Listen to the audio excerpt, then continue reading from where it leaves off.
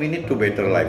Melayani Tuhan harus dengan mematikan jiwa kita, baik kesedihan dan kegembiraan, serta rasa memiliki keluarga, serta harta dan tahta kita. Oke?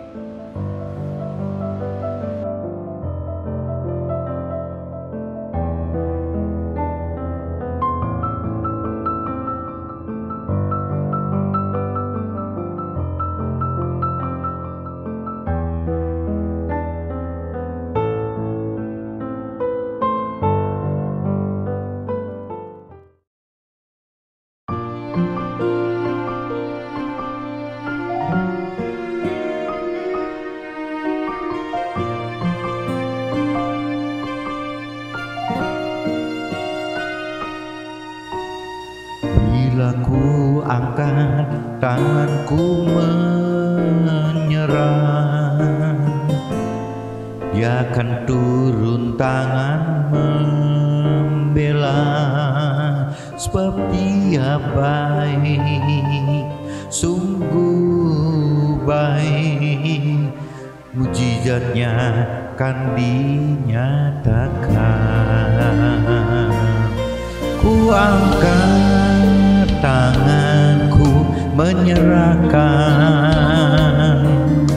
semua beban hidupku padanya. Ku angkat tanganku menyerahkan.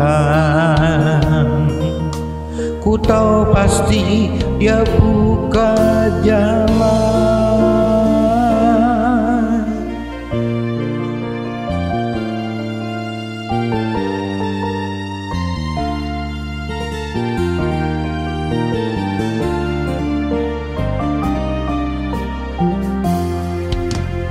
Bila ku angkat tanganku menyerah, Dia akan turun tangan membela, sebab Dia baik, sungguh baik, mujizatnya kan dinyatakan.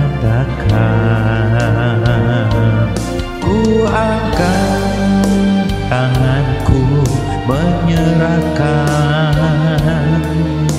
semua beban hidupku padanya. Ku angkat tangan menyerahkan. Ku tahu pasti Dia buka jalan. Ku angkat tanganku menyerahkan semua beban hidupku padanya. Ku angkat tangan menyerahkan. Ku tahu pasti Kau buka jalan. Ku tahu pasti Kau buka jalan.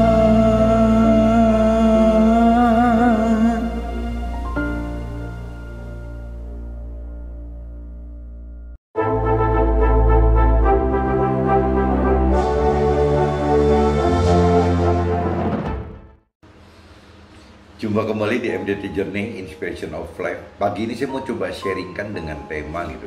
Jangan terbalik prioritaskan Tuhan dengan prioritas-prioritas yang lain gitu. Jangan terbalik memprioritaskan untuk Tuhan dengan prioritas-prioritas kita yang lain dalam hidup kita gitu. Nah, ini saya coba bacakan dulu teman-teman di kitab Matius pasal 6 ayatnya 33, cuma satu aja gitu. Nah, di situ dikatakan, tetapi carilah dahulu kerajaan Allah dan kebenarannya, maka semuanya itu akan ditambahkan kepadamu. Nah, ini kalau saya universalkan, tetapi carilah dahulu kerajaan Tuhan dan kebenaran Tuhan, maka semuanya itu akan ditambahkan kepada kita gitu. Jadi Tuhan ingatkan teman-teman, apabila kita khawatir itu, ini karena di perikopnya judulnya teman-teman hal kekhawatiran itu, di perikopnya judulnya hal kekhawatiran. Nah, ini biasanya kalau orang hidup itu kan sering merasa khawatir teman-teman. Nah Tuhan ajarkan, perintahkan bahwa ya carilah dahulu kerajaan Allah, kerajaan Tuhan itu. Nah berarti kalau buat saya pribadi, saya tangkap bahwa ya carilah Tuhan gitu, Tuhan di dalam akhirat gitu. Ya karena kerajaan Allah, kerajaan Tuhan itu, kerajaan surga itu ya ada di surga, ada di alam akhirat. Jadi carilah itu gitu kayak untuk kerajaan surga, di kerajaan surga yang di alam akhirat itu gitu. Nah pimpinannya kan Tuhan gitu. Jadi maksudnya kita cari itu satu.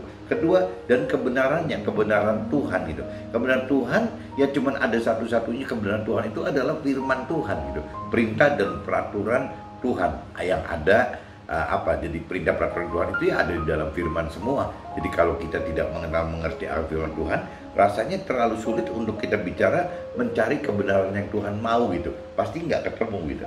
Jadi satu-satunya jalan untuk mengenal mengerti akan firman Tuhan tidak lepas dari bagaimana kita mengenal dan mengerti akan firman Tuhan gitu. Intinya gitu. Jadi kalau kita sudah mengenal mengerti akan firman Tuhan, ya berarti kita akan otomatis mengerti perintah dan peraturan Tuhan mau apa gitu. Nah apabila kita mengerti dan mengenal dan mengerti perintah peraturan Tuhan, pasti kita juga ngerti janji-janji Tuhan apa teman-teman. Nah kalau kita sudah mengerti perintah peraturan Tuhan dalam firman-Nya, kita juga tahu janji-janjinya dalam firman-Nya, kita juga otomatis akan ngerti rancangan dan kehendak Tuhan bagi hidup kita apa. Itu otomatis bergandeng teman-teman. Jadi saya ingatkan lagi, impresi yang paling utama dari sharing pagi ini adalah tetapi carilah dahulu kerajaan Allah dan kebenarannya, maka semuanya itu akan ditambahkan kepadamu. Tetapi carilah dahulu kerajaan Tuhan dan kebenaran Tuhan, firman Tuhan, maka semuanya itu akan ditambahkan kepada kita. Intinya itu teman-teman. Nah ini kalau kita bicara lebih luasnya, yang tadi perikopnya itu kan judulnya hal kekhawatiran gitu. Nah saya coba baca semua aja hal kekhawatiran supaya teman-teman bisa nangkep gitu. Apa sih yang biasanya dikhawatirkan oleh kita? Tuhan tahu gitu, bukan nggak tahu. Tuhan tahu jelas gitu. Nah ini saya bacakan hal kekhawatiran perikopnya. Karena itu aku berkata kepadamu, janganlah khawatir akan hidupmu, akan apa yang hendak kamu makan atau minum. Dan janganlah khawatir pula akan tubuhmu, akan apa yang hendak kamu pakai. Bukankah hidup itu lebih penting daripada makanan, dan tubuh itu lebih penting daripada pakaian gitu. Nah ini jadi firman Tuhan katakan begitu teman-teman. Karena itu Tuhan berkata kepada kita, janganlah khawatir akan hidup kita, akan apa yang hendak kita makan atau minum. Janganlah khawatir pula akan tubuh kita, akan apa yang hendak kita pakai. Bukankah hidup itu lebih penting daripada makanan, dan tubuh itu lebih penting daripada pakaian gitu. Jadi Tuhan ingatkan seperti itu, bahwa kalau kita bicara mengandalkan Tuhan, ya Tuhan pasti akan peduli gitu dengan ya tadi makanan, minuman tadi, dengan pakaian tadi, pasti Tuhan akan peduli gitu. Nah di ayat 26-nya, pandanglah burung-burung di langit, pandanglah burung-burung di langit, yang tidak menabur dan tidak menuai dan tidak mengumpulkan bekal dalam lumbung. Burung kan kalau kita lihat paling gampang burung gerejanya juga sampai ngasih makan, dan kan nggak ada yang ngasih makan gitu. Jadi ya Tuhan umpamakan pandanglah burung-burung di langit yang tidak menabur dan tidak menuai dan tidak mengumpulkan bekal dalam lumbung, namun diberi makan oleh Bapakmu yang di sorga. Bukankah kamu jauh melebihi burung-burung itu? Jadi Tuhan katakan jangankan manusia gitu. Manusia itu kan satu-satunya makhluk yang bisa serupa sempurna, bisa sempurna dan bisa serupa seperti yang Tuhan rancangkan dan kehendak gitu. Cuma manusia, karena makanya manusia diberi roh gitu. Kalau untuk di luar manusia ya tidak ada gitu, makhluk hidup yang diberi roh sama Tuhan itu nggak ada, cuma manusia aja gitu. Jadi Tuhan katakan di sini, bukankah kamu jauh melebihi burung-burung itu? Lah kita kan manusia roh gitu, masa si Tuhan nggak perhatikan burung-burung yang tidak mempunyai roh aja juga Tuhan perhatikan? Kok nggak ada burung mati? Ya memang kita kalau pikir-pikir nggak pernah ketemu teman-teman, nggak pernah ngeliat burung gereja gampangnya paling dekat rumah-rumah kita gitu, atau di taman-taman ada ratusan ribuan burung gereja. Kayaknya sampai kita umur segini nggak pernah lo liatnya bangkai burung gereja gitu. Ya nggak ada yang, kayak nggak pernah kelihatan ada yang mati gitu, nggak ngerti kemana gitu tuh. Coba teman-teman nggak tahu pernah ngalamin, perhatikan itu tidak gitu. Siapakah di antara kamu yang karena kekhawatirannya dapat menambahkan sehasta saja pada jalan hidupnya. Nah, Tuhan ingatkan begitu, siapakah di antara kita yang karena kekhawatiran kita dapat menambahkan sehasta saja pada jalan hidup kita gitu. Tuhan ingatkan seperti itu gitu. Nah terus dan mengapa kamu khawatir akan pakaian? Perhatikanlah bunga bakung di ladang yang tumbuh tanpa bekerja dan tanpa memintal gitu teman-teman. Tuhan juga ingatkan soal bunga gitu ya. Dan mengapa kita khawatir akan pakaian? Perhatikanlah bunga bakung yang di ladang yang tumbuh tanpa bekerja dan tanpa menimpal teman-teman. Dan coba kita lihat juga di ayat 29 teman-teman. Namun aku berkata kepadamu, Salomo dalam segala kemegahannya pun tidak berpakaian seindah salah satu dari bunga itu. Ini ceritanya Salomo loh teman-teman. Salomo itu katanya gitu, orang yang sampai hari ini adalah yang paling kaya di dunia ya, Raja Salomo gitu. Nah kata Tuhan begitu ya, namun Tuhan berkata kepada kita, Salomo dalam segala kemegahannya pun tidak berpakaian seindah salah satu dari bunga bakung tadi gitu. Ya padahal udah raja yang terkaya di dunia aja, Tuhan bilang kalah sama bunga bakung gitu. Karena Tuhan yang punya bunga bakung gitu, karena Tuhan yang memang yang menciptakan bunga bakung gitu. Jadi jika demikian Allah mendandani rumput di ladang yang hari ini ada dan besok dibuang ke dalam api, tidakkah Ia Tuhan akan terlebih lagi mendandani kita, hai orang-orang yang kurang percaya? Jadi jika demikian Allah mendandani rumput di ladang yang hari ini ada dan besok dibuang ke dalam api, tidakkah Tuhan akan terlebih lagi mendandani kita, hei orang-orang yang kurang percaya? Tuhan ingatkan lagi seperti itu. Sebab itu janganlah kamu khawatir dan berkata, apa yang akan kami makan, apakah yang akan kami minum, apa yang akan kita pakai. Jadi Tuhan katakan udah itu urusannya Tuhan itu. Kalau kita percaya Tuhan, Tuhan pasti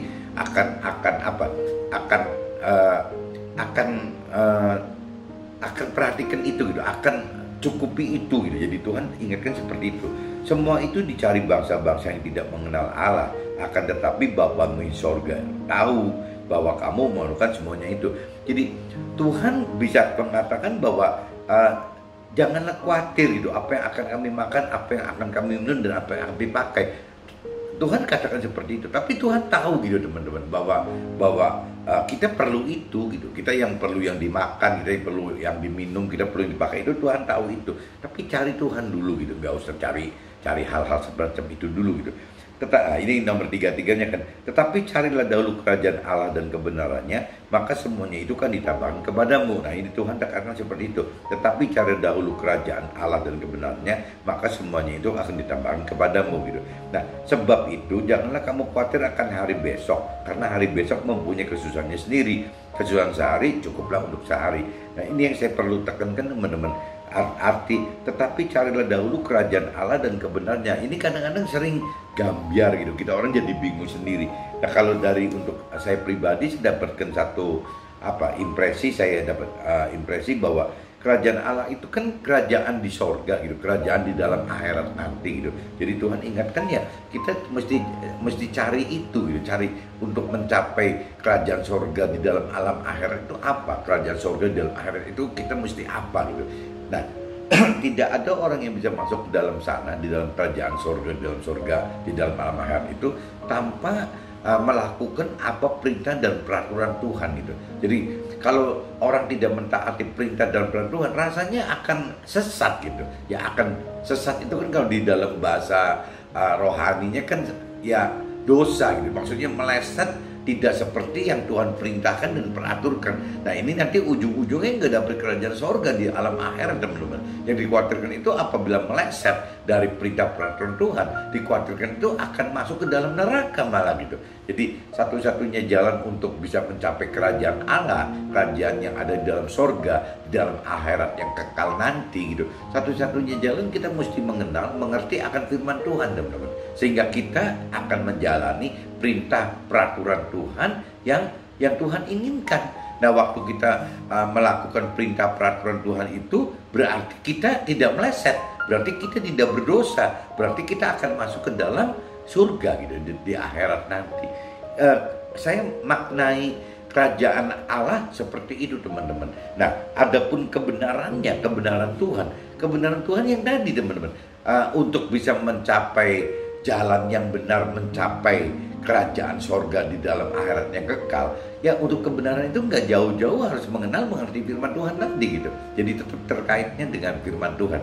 Dan apabila kita sudah mendalami pengenalan dan pengertian firman Tuhan, dari situ kita akan tahu teman-teman bahwa firman itu ternyata bisa dimengerti dari dua sisi. Bisa dimengerti dari sisi kita sebagai manusia, tapi bisa juga dimengerti dari pengertiannya Tuhan gitu. Nah, kita mesti minta apa? Kita harus, kalau kita mau mampu mengerti akan perintah peraturan Tuhan dari sisi Tuhan itu, satu-satunya jalan kita mesti hidupkan Roh Tuhan di dalam kita teman-teman. Jadi nanti kita akan mampu mengerti apa yang Tuhan maksud gitu dengan perintah dan peraturan tersebut, sehingga kita tidak nyasar gitu. Nah, begitu pun juga waktu melakukannya teman-teman. Waktu melakukan firman Tuhan itu, kita juga harus minta Roh Tuhan untuk memberikan kekuatan, kuasa Roh Tuhan itu gitu di dalam kita, supaya kita mampu melakukan firman Tuhan. Kenapa? Karena banyak sekali firman Tuhan itu yang hampir bertentangan yang dunia mau gitu. Karena ya beda gitu, apa yang dituntut oleh dunia ya, dan apa yang diinginkan oleh akhirat itu beda teman-teman. Jadi kalau di dunia ini malah ada asumsi ini dikuasai oleh iblis gitu. Jadi kalau kita nggak mengerti firman Tuhan, kita akan kebiasaan hidup itu dengan pola-pola dunia gitu. Ya, kita akan ditarik oleh pola-pola dunia. Nah, pola-pola dunia yang sering kali saya sharingkan, pola-pola dunia itu sifatnya cuman sementara, fana gitu. Jadi cuma 70-80 tahun. Tapi kalau manusia tidak mengerti firman Tuhan, dianggapnya gitu 70-80 tahun itu adalah awal dan akhir kehidupan. Sudah berhenti di situ aja. Orang dunia kadang-kadang mikir seperti itu. Ada yang belum tahu bahwa hidup kita ini benernya kekal ada di alam akhirat, bukan di dunia ini. Tapi juga ada yang nggak peduli teman-teman, tahu tapi nggak peduli gitu, nggak percaya. Jadi cuma denger seperti itu aja bahwa hidup di dunia ini adalah sementara, fana, sebagai tempat proses bagaimana kita mencari kedudukan kita di alam akhirat nanti, kehidupan baru kita di alam akhirat nanti. Ya cuman nggak peduli, cuek-cuek aja gitu. Cuman tahu, pernah dengar seperti itu, tapi tidak mendengar tapi tidak mengamati gitu, tidak mengamati maknanya firman itu apa gitu, maksudnya firman itu apa gitu, bahwa ada kehidupan baru di alam akhirat yang kekal itu ya tidak diamati, hanya cuman mendengar, ya percaya Tuhan nggak percaya, mendengar firman, mendengar tapi tidak diamati, sehingga itu yang tadi saya katakan tidak ada pengertian dari sisi firman itu, tidak diartikan dari sisi Tuhan gitu. Jadi cuman ya manusia aja nangkepnya bisa salah teman-teman. Nah, ini saya udah bacakan teman-teman kitab Matius 6 pasal 3, intinya teman-teman, carilah dahulu kerajaan surga, tetapi carilah dahulu kerajaan Allah dan kebenarannya, maka semuanya itu akan ditambah kepadamu gitu. Ini saya bacakan, dan secara umum saya udah bacakan hal kekhawatiran tadi teman-teman dari Matius pasal 6 juga, tapi ayatnya 25 sampai 34 saya udah selesai bacakan. Nah, sekarang coba saya masuk ke dalam apa yang saya alami dalam hidup saya. Jadi saya coba bikin draft dengan catatan, ada notes dari kitab suci saya di kitab Matius 6:33 tersebut gitu. Nah, ini saya coba coba sharingkan gitu. Mengacu kepada kitab Matius 6:33 yang tadi kan berarti, tetapi carilah dahulu kerajaan Allah dan kebenarannya, maka semuanya itu akan ditambahkan kepada kita gitu. Kita harus benar-benar merenungi dan mendalami maksud dari firman tersebut gitu. Tetapi carilah dahulu kerajaan Allah dan kebenarannya, adalah hal ini inti sebagai prioritas utama ya. Adapun maka semuanya akan ditambahkan kepadamu adalah sebagai hal tambahannya saja. Nah, ini jadi saya coba dapatkan impresi gitu teman-teman. Saya coba mengurai bahwa di dalam kitab Matius 6 pasal 6 ayat 33 itu saya coba bagi dua teman-teman. Tetapi cari dahulu kerajaan Allah dan kebenarannya, saya maksud itu sebagai target inti hidup kita gitu.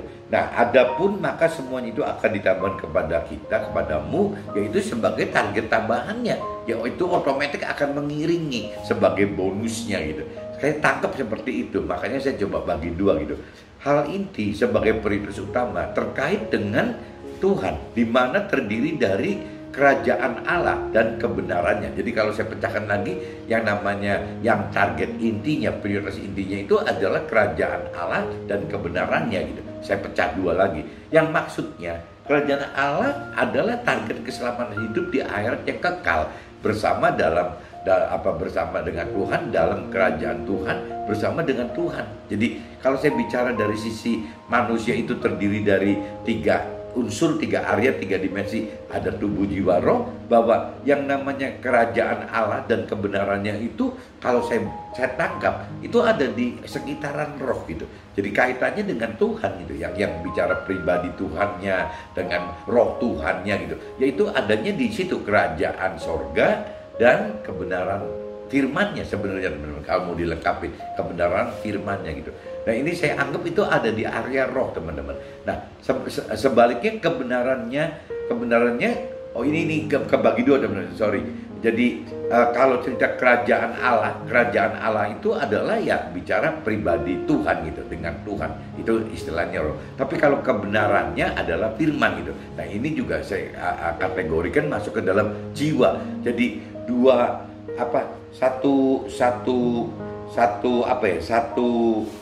ayat gitu, satu ayat di dalam ayat 33 ini kalau saya tangkap itu seolah-olah ya kerajaan Allah dan kebenaran itu adalah urusan roh dan jiwa gitu. Jadi roh dalam arti kata kerajaan Allahnya dan kebenaran firman Tuhan itu ada di jiwanya gitu.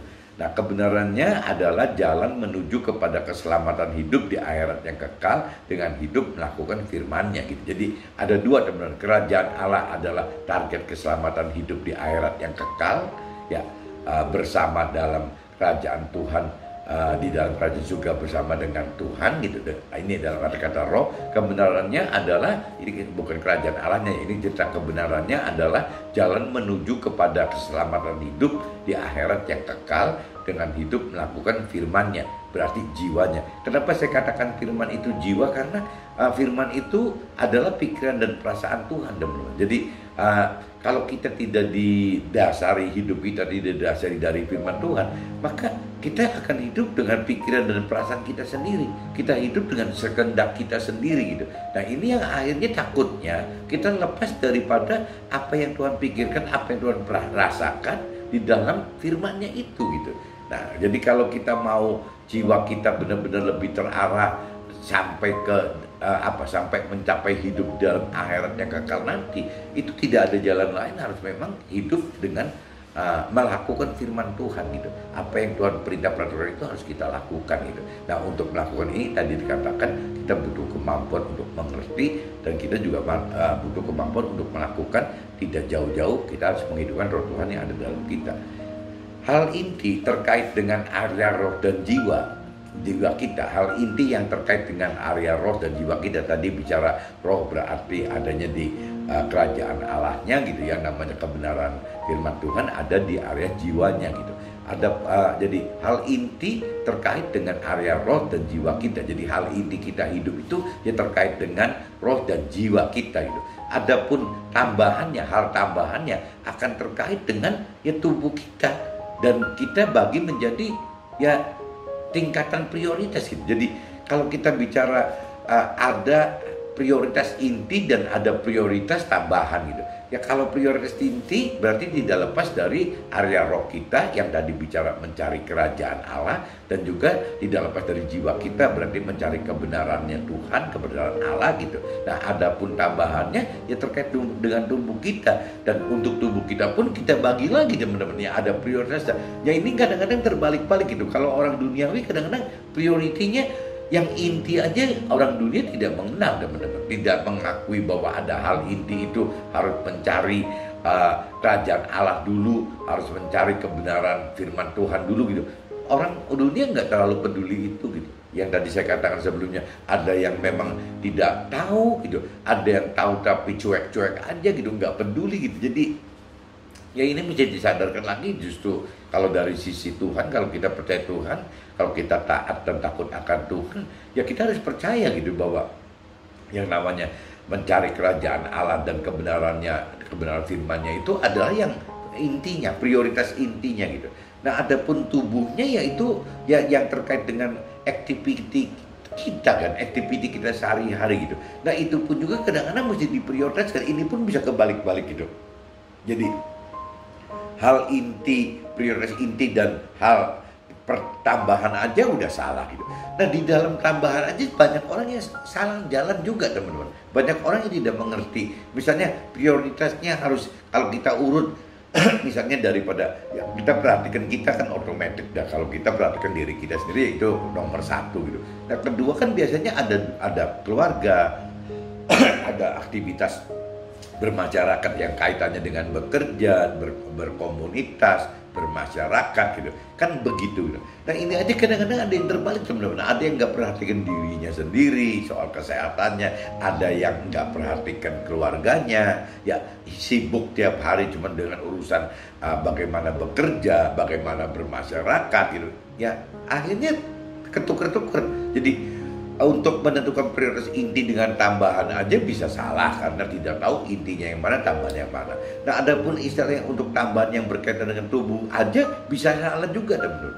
Bisa salah prioritas lagi gitu. Nah, hal tambahan yang terkait dengan diri sendiri, bagaimana kita menjadi tubuh kita sebagai rumah Tuhan dengan sehat dan kuat serta bersahaja mungkin ya. Jadi ya bisa hidup dengan sederhana tapi ya disegeni orang gitu. Bagaimana bisa hidup dengan sederhana disegani orang. Nah, itu kita bicara tubuh itu kan bisa seperti itu, teman-teman. Jadi hal tambahan yang terkait dengan diri sendiri. Jadi tubuh itu bisa berkait dengan diri sendiri, ya di mana yang tadi dikatakan gitu. Bagaimana kita menjaga tubuh kita sendiri sebagai rumah Tuhan dengan sehat, kuat serta bersahaja gitu.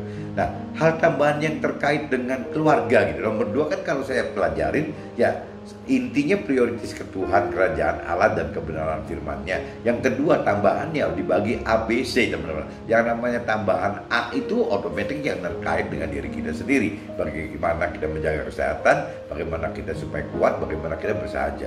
Nomor B-nya, teman-teman, hal tambahan yang terkait dengan keluarga gitu. Nah, kadang-kadang orang terbalik, teman-teman. Jadi ada yang tidak perhatikan diri gitu, jadi nggak sehat, nggak kuat, jadi kacau semua gitu. Ada juga yang keluarga itu ditaruhnya di belakang, teman-teman. Ya, malah kerjaan nomor 1, bermasyarakat nomor 1 gitu. Ya ini jadi salah lagi. Jadi kalau menurut saya nomor 1 adalah diri kita sendiri. Kita mesti bikin benar dulu. Setelah itu kita masuk ke dalam keluarga kita. Bagaimana kita jalankan fungsi kita sebagai suami atau istri gitu kan. Kalau laki dan perempuan, sebagai orang tua kalau kita mempunyai anak-anak, sebagai anak kalau kita punya orang tua dan punya mertua, dan khususnya bagi pria, ini kita khusus bagi pria, balik lagi gitu. Pria itu Tuhan tugaskan kan sebagai fungsi imam, nabi dan raja. Nah, ini teman-teman juga harus sebagai suami nih, bareng-bareng yang laki-laki yang bareng-bareng suami itu atau yang laki-laki belum menikah juga harus ada preparation, ada persiapan bahwa Tuhan itu menginginkan laki-laki, suami itu adalah sebagai imam, nabi dan raja gitu.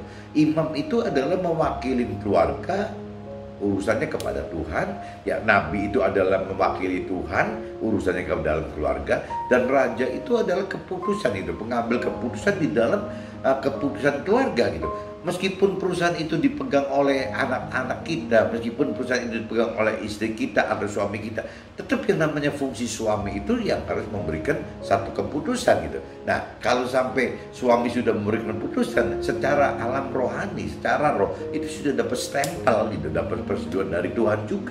Kenapa? Ya suami kok kalau menyetujui seolah-olah jadi si istri dan anak-anak mendapatkan stempel itu. Ya karena itu bicara alam roh. Ya karena memang itu perintah dan peraturan Tuhannya seperti itu. Jadi kalau kita tidak ada cap, sama aja kalau di dunia, teman-teman, kita ngomong bicara, kita mau ikat satu perjanjian misalnya di bawah tangan, kalau tidak ada meterai, ya nggak bisa dimasukkan ke dalam perihal hukum gitu. Jadi meskipun cuma selembar meterai aja gitu, ya tetap itu berarti tanpa meterai perjanjian itu berarti dibuat di bawah tangan gitu. Jadi maksudnya ya perjanjian biasa aja. Tapi begitu sudah ada meterai, ini kan makna hukumnya kan sudah mulai berjalan, teman-teman. apalagi kalau sudah masuk ke dalam notarial gitu, lebih naik lagi. Berarti kan ada tingkatan yang cuma dibuat tanpa meterai, ada tingkatan secara hukum lebih kuat hukumnya apabila di atas meterai, dan kalau mau lebih kuat lagi dibawa ke notaris gitu teman-teman. Jadi ikatannya itu dibawa ke notaris menjadi formal sekali gitu. Nah ini sama teman-teman. Jadi kalau cerita perintah peraturan Tuhan itu contohnya dalam hal suami atau bapak ini menjadi imam, nabi dan raja. Dalam hal raja itu ya keputusannya seperti itu gitu. Jadi seolah-olah kalau sampai seorang istri atau seorang anak-anak mendapatkan persetujuan dari si bapaknya atau suaminya, ini ya otomatis sudah seperti kayak dapat meterainya rohani gitu. Nah ini mudah-mudahan teman bisa nangkap maksudnya, sehingga teman-teman bisa apa ya, lebih menghargai suami karena bukan karena apa-apa, karena memang perintah Tuhan seperti itu gitu. Ya seorang suami itu ya harus seperti itu. Ya meskipun dalam praktek kesehariannya misalnya si suami itu kalah dominan soal kerjaan dengan istri, ya nggak apa-apa teman-teman, karena memang kan itu kan talenta orang kan beda-beda. Ya, dan memang kadang-kadang Tuhan juga bisa pakai orang beda-beda gitu. Ya, secara umum dunia katakan bahwa yang namanya yang dominan itu biasanya yang laki gitu. Tapi kalau kita lihat menteri-menteri yang presiden kita sekarang miliki, yang perempuan juga hebat-hebat banyak sekali gitu. Jadi rasanya makin kesini udah makin gak bisa dibedakan mana laki mana perempuan, sama-sama yang penting yang punya talenta aja, atau yang Tuhan gerakin siapa gitu. Nah jadi saya katakan sekali lagi, jadi meskipun ibu-ibu menteri itu sangat berkuasa dalam pemerintahan gitu, tapi kalau udah bicara si ibu menteri ini kembali menjadi istri, ya dia itu tetap gitu, ya tetap istilahnya anak buahnya si suami gitu loh. Jadi kalau si istri atau si menteri itu tidak mendapatkan restu dari suami, secara alam roh ya si istri itu tidak akan smooth gitu. Ya prestasinya apanya tidak akan smooth, pasti akan berantakan ujungnya gitu. Ya bisa bahaya. Jadi ya mesti para istri juga harus sadar sepertinya bahwa ya memang secara alam teori rohani seperti itu teman-teman, beda gitu. Jadi ibu-ibu menteri pun ya pasti yang benar itu akan benar-benar sangat menghormati suami, karena ya secara rohani memang Tuhan tugaskan suami atau bapak itu sebagai imam, nabi dan raja gitu. Memang tugasnya seperti itu gitu. Nah, hal tambahan yang terkait dengan masyarakat ini berarti kan kalau kita kaitkan hal tambahan itu ada ABC. A-nya berarti kan yang terkait dengan diri sendiri, B-nya kalau menurut saya terkait dengan keluarga.